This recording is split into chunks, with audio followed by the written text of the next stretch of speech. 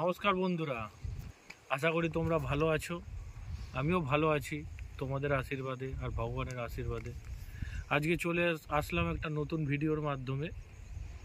এই নতুন ভিডিওর মাধ্যমে তোমাদের সামনে এসে উপস্থিত হচ্ছি। যে ভিডিওটা হচ্ছে আমার হাং বাইকের ownership review, long term ownership review.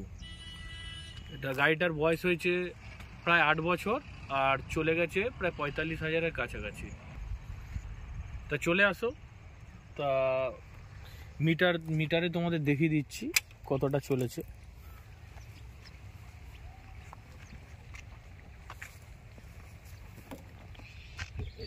মিটারে দেখাচ্ছে 44,124 কিলোমিটার। তা আমার মিটারটা এর আগে খারাপ হয়ে গেছিলো, বছরখানেক ধরে পড়েছিল। ঠিক আছে, এই মিটারের খারাপ হওয়ার জিনিসটা যেটা ছিল সেটা হচ্ছে এই মিটারের এখান থেকে সেন্সারের ওখান থেকে দেখাচ্ছে তোমাদের, মিটারের সেন্সারের এখান থেকে এই সেন্সারটা যেখানে লেগে কাজ করে, এই যে কেবিলটা আছে মিটারের, এই কেবিলটার এখানে একটা ওয়াশারটা প্রবলেম করছিল। ওখানে ম্যাগনেট থাকে, ম্যাগনেটটা ডিস্টার্ব করছিল। চলতে চলতে গাড়িটা 8 বছরে তো ক্ষয়ক্ষতি হয়েছে, ম্যাগনেটটা একটু ক্ষয়ে গেছিলো আর মনে হয় ওয়াশারটাও ক্ষয়ে গেছিলো। ওখানে 2-3টে ওয়াশার দিয়ে তারপর মিটারটা রানিং। তা মোটামুটি ধরে নিতে পারো এটা 45,000 চলে গেছে। এখানে 600 মতো কম দেখাচ্ছে। আমি মোটামুটি 6 মাস 1 বছর ধরে গাড়িটা মিটার সারানো হচ্ছিল না। সারানোর পর রানিং হয়েছে। এই আপাতত রানিং মিটারে তোমাদেরকে এই দেখাচ্ছি 45,000, মোটামুটি 8 বছরে 45,000 চলেছে। তা গাড়িটা যে 8 বছর বয়স তোমরা দেখেই বুঝতে পারছো, স্ক্র্যাচের দাগ 2-1টা আছে। গাড়িটা দিয়ে আমার কম বেশি অ্যাক্সিডেন্ট হয়েছে, ভগবানের আশীর্বাদে সেমন কোনো ক্ষতি হয়নি, কিন্তু কম বেশি অ্যাক্সিডেন্ট হয়েছে। এখানে স্ক্র্যাচের দাগ আছে, এখানে স্ক্র্যাচের দাগ আছে, লেগ গার্ডে আছে, দুদিকের লেগ গার্ডই আছে, সাইলেন্সারে আছে, সাইলেন্সারের এখানে আছে স্ক্র্যাচের দাগ। তা এই টায়ারটা তো তোমাদেরকে বলেছি, এই টায়ারটা হচ্ছে অফরোডের জন্য স্পেশালি আমি নিয়েছি। আমাদের এখানে গ্রামগঞ্জের রাস্তা তোমরা ভালো করেই জানো। অ্যাকচুয়ালি টিউবলেস টায়ারে, রেডিয়াল টায়ারই মাইলেজ দেওয়ার জন্য সবাই লাগায়, কিন্তু আমার গাড়িটা তো বেশি ওই হাইওয়ে বা একদম স্লিপারি রোডে ইউজ হয় না, গ্রামগঞ্জের রাস্তা যেখানে বর্ষাকালে খুব অসুবিধা হয়, স্লিপ করে চাকাটা, সেই কারণে অফরোড। এটা নিয়ে এই টায়ারটা আমার এই 3 নম্বর টায়ার, মানে কোম্পানির থেকে যেটা ছিল সেটা ব্যবহার করা হয়ে গেছে। তারপর আরেকটা নিয়েছিলাম এমআরএফ এর টায়ার, সেটাও ব্যবহার করা হয়ে গেছে। এটা সিয়েট কোম্পানির টায়ার লাগিয়েছি, এটা সিয়েট কোম্পানির টায়ার, নাম হচ্ছে গ্রিপ X3। মোটামুটি 2,500 টাকা মতো নিয়েছিল টায়ারটার দাম। টায়ারটা মোটামুটি খুব ভালোই রেসপন্স পেয়েছি। সামনে আসো, সামনেও টায়ার চেঞ্জ হয়েছিল আমার। এটা নিয়ে দ্বিতীয়বারের টায়ার, মানে কোম্পানির থেকে যে টায়ারটা ছিল সেটা আমার ব্যবহার করে ফেলে দেওয়া হয়েছে। তারপর আমি সিয়েট কোম্পানির লাগিয়েছিলাম। আপাতত কন্ডিশন এই দেখছো, আপাতত কন্ডিশন এই, এখনো চলে যাবে। সিয়েট কোম্পানির টায়ার, এটা নিয়ে 2য় নম্বর টায়ার আমার। তা গাড়িটা নিয়ে আমি অফরোড অনরোড দুটোতেই ড্রাইভ করেছি। গাড়িটাতে আমাকে খুব একটা নিরাশ করেনি, পকেট ফ্রেন্ডলি বাইক। হিরো কোম্পানির বাইক মোটামুটি পকেট ফ্রেন্ডলি। তবে হিরো কোম্পানির কিছু কিছু বাইক আছে যেগুলো পকেট ফ্রেন্ডলি হয় 150 সিসির মধ্যে। একটা ছিল হিরোর এক্সট্রিম আর একটা হাং, দুটোই হাই পিকআপের রাজা। তা আমার এক্সট্রিম হাং দুটোই পছন্দ ছিল।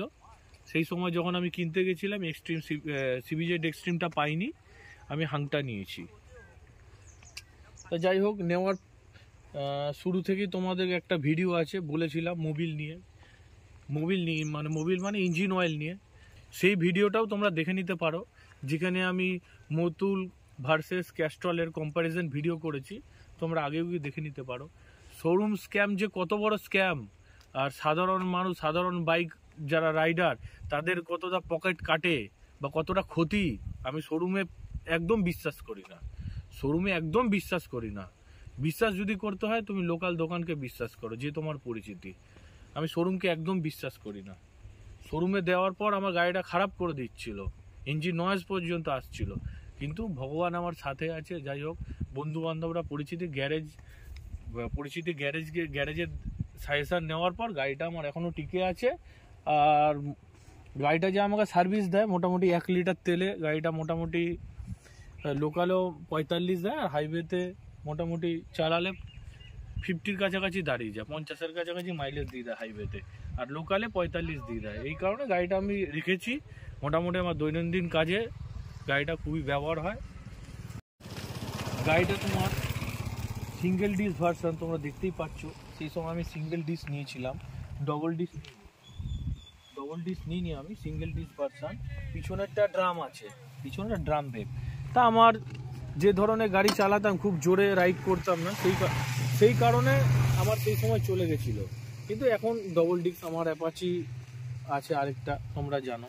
এরপর আমি আপগ্রেড করেছি মাত্র 10 সিসি, এটা হচ্ছে হাং 150 সিসি হিরোর। এরপর আমি আপগ্রেড করেছি, অ্যাপাচিতে গেছিলাম, তোমরা দেখেইছো ভিডিওতে। তা যাই হোক, ব্রেক রেসপন্স খুবই ভালো। তা গাড়িটার প্রবলেম কিছুই সেমন নেই।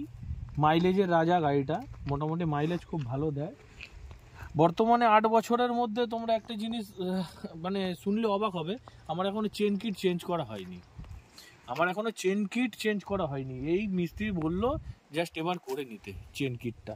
তোমরা তো এ তো ওপেন চেন না, এটা চেন কভার আছে, এটাতে চেন কভার আছে। এই কারণে চেনটা মোটামুটি মেনটেন হয়েছে বলে চেন এখনো চলে গেছে। মোটামুটি 45,000 মতো চেন কোম্পানির থেকে যেটা পেয়েছিলাম সেটাই চলে গেছে।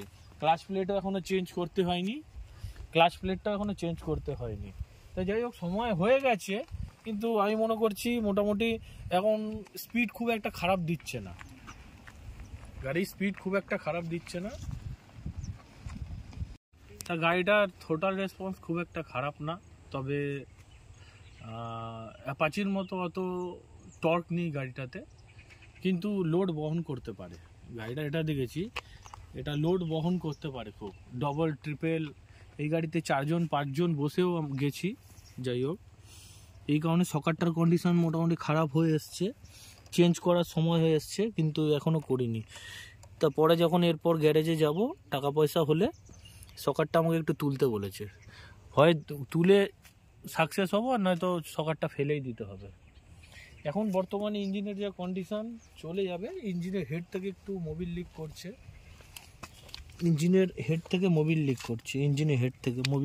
হালকা হালকা। তাই এটাও রিপেয়ারেবল হয়ে যাবে। ওই তোমার বন্ডের আঠা দিয়ে বলেছে করে দেবে, কোনো ব্যাপার নেই। আর এইসব জায়গাগুলো নাটে আমি তোমার WD-40 দিয়ে রেখেছি। চলো এবার গাড়িটার সাউন্ডটা তোমাদের শোনাই, এক্সজাস্টের নোটটা শোনাই তোমাদেরকে গাড়িটার।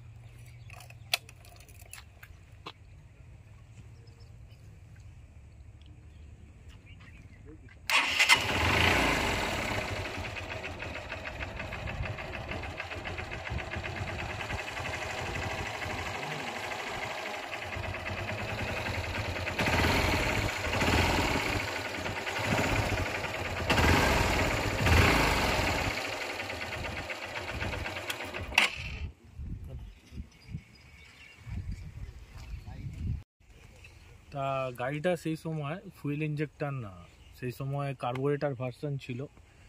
তা গাড়িটা মোটামুটি 14 থেকে 16 লিটারের ট্যাঙ্কি ক্যাপাসিটি। তা কার্বোরেটর ভার্সনের সুবিধা হচ্ছে এটাই, তোমার 100 ml তেল থাকলেও 100 mlও চলবে। এরকম বহুবার হয়েছে আমার, 100 ml তেলেও আমি চালিয়েছি। ওই যে বলে 150 সিসির গাড়ি, বড় ট্যাঙ্ক, 100 ml তেলেও চলবে না, আমি 100 ml তেলেও চালিয়েছি। 100 ml তেলে চালিয়ে আমি মোটামুটি ওই 4 থেকে 5 কিলোমিটার সার্ভিস পেয়েছি। মানে ওই বললাম তো, হাইওয়েতে তোমার ওই সার্ভিস দেয় 50, আর লোকালে 40 থেকে 45 দিয়ে দেয়। লোকে ভুল বলে যে বড় ট্যাঙ্ক বড়, 100 ml তেলে চলবে না, কার্বোরেটরে চলে যাবে। কার্বোরেটরে চলে যাবে। এই গাড়িটায় আমার রাতের বেলার জন্য, তা গাড়িটায় আমার নাইট ভিশনের জন্য নাইটাই লাগিয়ে নিয়েছি আমি, নাইটাই এলইডি বাল্ব। এর ভিশন খুব দুর্দান্ত, মানে লাইটের ফোকাস খুব দুর্দান্ত, ঠিক আছে। আর গাড়িটা হিটিং ইস্যু নেই, ঠিক আছে, হিটিং ইস্যু নেই। প্রথম হিটিং ইস্যু ছিল, যেহেতু তোমাদেরকে বলেছি কোম্পানির স্ক্যাম আছে, প্রত্যেকটা শোরুম কোম্পানির স্ক্যাম ছিল। 1030 গ্রেডের মোবিল ভরতো, 150 সিসির গাড়িতে 10W30 গ্রেডের মোবিল চলে না। আমি জবের থেকে বুঝতে পেরেছি, আমি 15W50 মুতুলের ওই গ্রেডটা ব্যবহার করি। হিটিং ইস্যু নেই গাড়িতে, গরমকালে হিটিং ইস্যু নেই, আর শীতকালেও গাড়িটা স্মুথলি মোটামুটি চলে, কোনো ডিস্টার্ব নেই গাড়িটায়। কোল্ড স্টার্টে প্রবলেম নেই, কোল্ড স্টার্টে আমি ওয়ার্ম আপ করি যখন, কোনো প্রবলেম নেই গাড়িটাতে। আওয়াজটা তোমরা শুনলে, আওয়াজটা হয়তো এই মুহূর্তে খারাপ লাগতে পারে, কারণ কি হিরোর গাড়ি তো, হিরোর গাড়ি একটু টাইমিং চেনের প্রবলেম হয়। হিরোর গাড়ি 45,000 চলে গেছে, এটা টোটালি রাফ ইউজ হয়েছে, বললে বিশ্বাস করবে না, এটা টোটালি রাফ ইউজ হয়েছে। আমি বাদ দিই, আমি খুব কম চালিয়েছি বলতে গেলে গাড়িটা। বেশিরভাগ যারা চালিয়েছে আমার ভাইদের বয়সী ইয়ং জেনারেশনের 90-100 টেনে টেনে রাফ ইউজ করেছে, এই কারণে ক্লাচ প্লেট আর টাইমিং চেনের চোটটা পড়েছে। তো বন্ধুরা, তা গাড়িটার সম্বন্ধে যা বললাম তোমরা তো শুনলে। তা এই গাড়িটার সাথে আমার সুখ দুঃখ হাসি কান্না অনেক কিছুই জড়িয়ে রয়েছে। তার মধ্যে সুখের জিনিসটাও কম কিছু ছিল না, আফটার লং ইয়ার্সের রিভিউ এটা দিচ্ছি। তা আপাতত 8 বছরে মোটামুটি 45,000 কাছাকাছি চলে গেছে গাড়িটা। তা আমার টার্গেট আছে, তোমাদেরকে এর আগেও বলেছি যে আমি মানে সচরাচর গাড়ি আমি বিক্রি করতে চাই না। আমার এটা খুব আশার গাড়ি, যা মোটামুটি আপাতত আমাকে সার্ভিস দিচ্ছে। টার্গেট আছে এই গাড়িটাকে আমি মিনিমাম 1 লাখ চালাবোই, তারপর চিন্তা ভাবনা করবো গাড়িটাকে আমি এটা দিয়ে ডাউনে আবার অন্য কোনো গাড়ি নেবো কিনা, বা যাই হোক মানে এক্সচেঞ্জ করবো কিনা। আমি তুমি সবাই বাকি পাচ্ছি 2020 সালের মার্চ মাসের পর থেকে তা আমফান হয়েছিল, আমফানে প্রচুর বন্যার পরিস্থিতি হয়েছিল। ওই বন্যার মধ্যেও মোটামুটি গাড়িটা খুব আমি ব্যবহার করেছি। ওই বন্যার পরিস্থিতির মধ্যে জল যখন তোমার হাঁটু পেরিয়ে থাই অবধি চলে গেছে, মানে বন্যায় একটা নিচু এলাকার পরিস্থিতি কেমনি হয়। আমাদের ঘরটা ছিল তোমার মাঠের মধ্যে, ঠিক আছে, হাঁটুর উপরে জল, প্রায় থাইয়ের কাছাকাছি, সেরকম পরিস্থিতিতে গাড়িটা আমাকে সাথ দিয়েছে। তোমরা দেখালে বুঝতে পারবে, এইদিকে আসো, গাড়িটার সাইলেন্সারটা কিন্তু তুলনামূলক অনেক উঁচু। নর্মাল গাড়ির থেকে গাড়িটার সাইলেন্সারটা কিন্তু তুলনামূলক অনেক উঁচু। সাইলেন্সারে গাড়িটা জল ঢোকেনি, সাইলেন্সার প্রায় ডোবে ডোবে এমনি হালত ছিল। তা যদিও জং পড়েছে টুকটাক, কিন্তু যেইভাবে জং পড়ার কথা, জলের মধ্যে মানে টুবু অবস্থায় এতটা লেভেলে জল ছিল, সেরকম কিন্তু জং পড়েনি গাড়িটাতে। গাড়িটা আমাকে বন্যার পরিস্থিতিতে খুব সাথ দিয়েছে। রাত বেরাত, হসপিটাল কেস, বন্যা, শীত, গ্রীষ্ম, ঠান্ডা, অল টাইম গাড়িটা আমার সাথ দিয়েছে। এই কারণেই তোমাদেরকে বললাম, সুখ দুঃখ হাসি কান্না অনেক পরিস্থিতিতে গাড়িটা আমাকে সাথ দিয়েছে, এই কারণে গাড়িটাকে আমি আর বিক্রি করতে চাই। তা মোটামুটি ওনারশিপ রিভিউ মোটামুটি যা তোমাদেরকে বোঝানোর চেষ্টা করলাম, আশা করি তোমরা বুঝতে পেরেছো গাড়িটার সম্বন্ধে। তা যদি ভালো লাগে তাহলে লাইক, কমেন্ট আর সাবস্ক্রাইব অবশ্যই করবে। তোমরা কিন্তু সাবস্ক্রাইব করছো না বন্ধুরা, তোমরা কিন্তু সাবস্ক্রাইব করছো না। সাবস্ক্রাইব করলে আমার কিন্তু মোটিভেশনটা বাড়বে, আরও বিভিন্ন নতুন ধরনের ভিডিও তোমাদের সামনে তুলে ধরবো। চলো টাটা। अगर तुम लोग नए हो तो सब्सक्राइब करो, वो जो लाल वाला बटन है उस पर फूट फेंक के मारो या फिर मोमबत्ती, मुझे नहीं पता, बस क्लिक हो जाना चाहिए।